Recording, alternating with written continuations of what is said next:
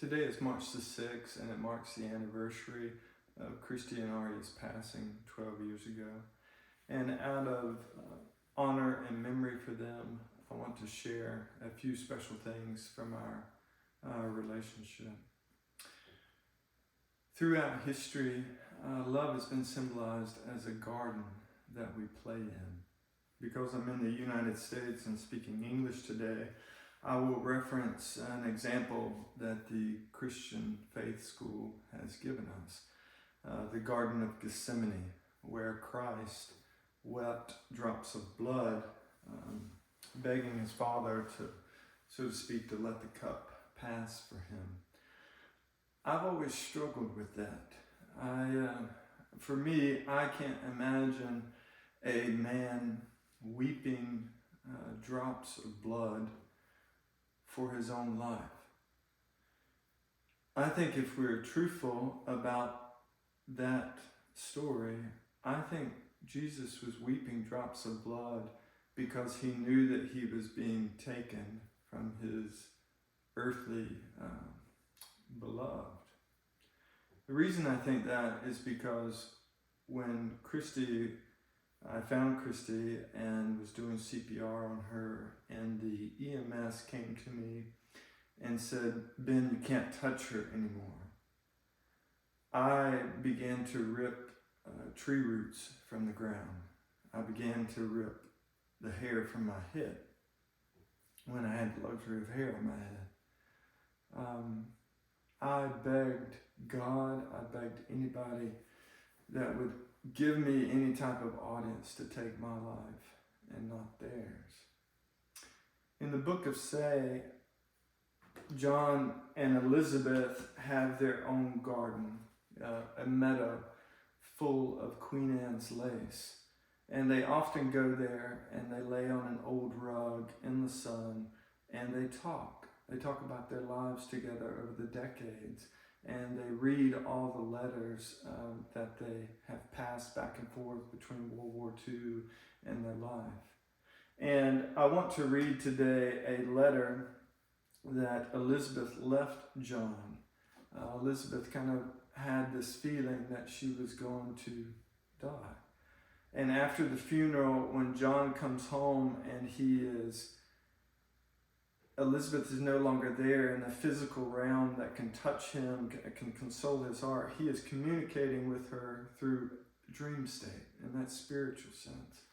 And he feels like she has something that she wants to tell him, and he's searching all over the house through their belongings, through their old letters, and he pulls down these hat boxes from her armoire, and he opens one, and he finds a letter that Elizabeth left him, and I would like to read that to you today. Johnny, if you're reading this letter, it means the sun has set for me, and I know you will have been weeping because I know how much you love me. I want you to know that I did not have a choice in leaving, but it was something that I knew was coming. Something I could not explain, but that I could feel inside, like a debt that was coming due, something unavoidable and costing me more than I wished to pay. An obligation not from God or nature, but from time, like it had been measured out in grains of sand in a glass, slipping down the sides into eternity or another place, and I had a few remaining. John, I will be waiting for you, my love, in our field of Queen Anne's lace, in that garden where all lovers play. I will be watching. I will have the rug spread, and my arms will be open and waiting for you, my face smiling, my eyes free of tears. So when from your window, where the sparrows once played, you see your own night season coming, have no fear, because I will be there, my love. But until then, as once you told me, chase love, my special man. Choose to always chase love, and know that I have loved thee with an everlasting love. Me. I have something really special to share with you today. The majority of the letters in the book of Say are the actual letters that Kristi and I passed back and forth throughout our time together. These letters have gone all over the globe through the mail. This piece of lace was from a birthday present I gave her, and she sat down on the couch and tied her hair up with a ribbon and opened the present. And I have not changed the letters at all from their original. They're in the book. The majority of them are there. A terrible thing happens when you lose someone. After you go home that first evening, you see their toothbrush. You see the toothpaste and how they've squeezed it. You get in the shower and you see the shampoo and they were the last person to touch it. You get in your bed and the pillowcases smell like them. The terrible thing happens that after you lose your loved one, over the next 30 days or so, all of those little things that you had never thought about before start being taken from you. The shape of the toothpaste container changes. The shampoo runs out.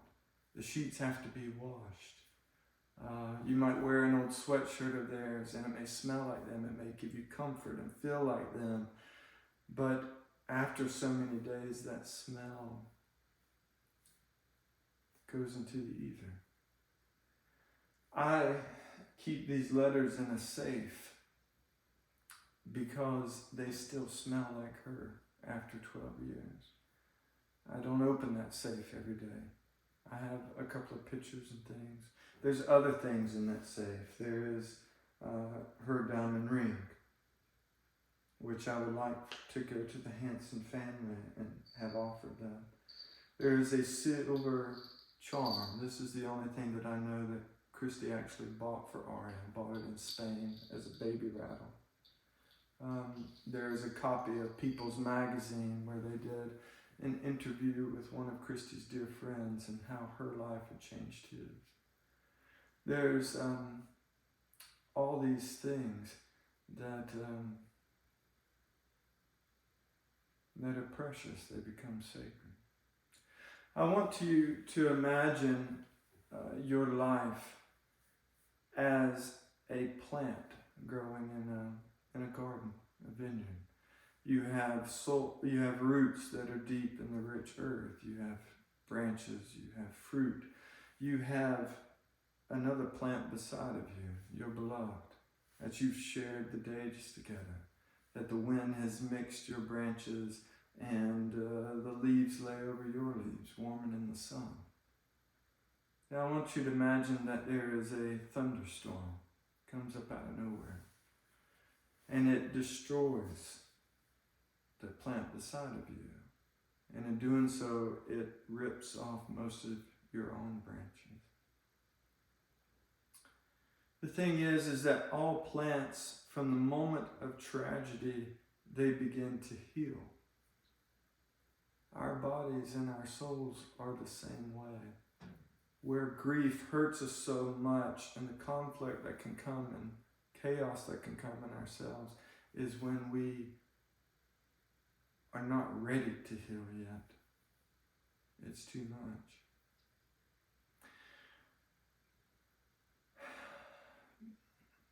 I want you to picture yourself again in that garden. That a caretaker comes and you look at him dismissively. You are still desiring that physical presence, but that plant is no longer there, so you are communicating with it in a dream state. Right?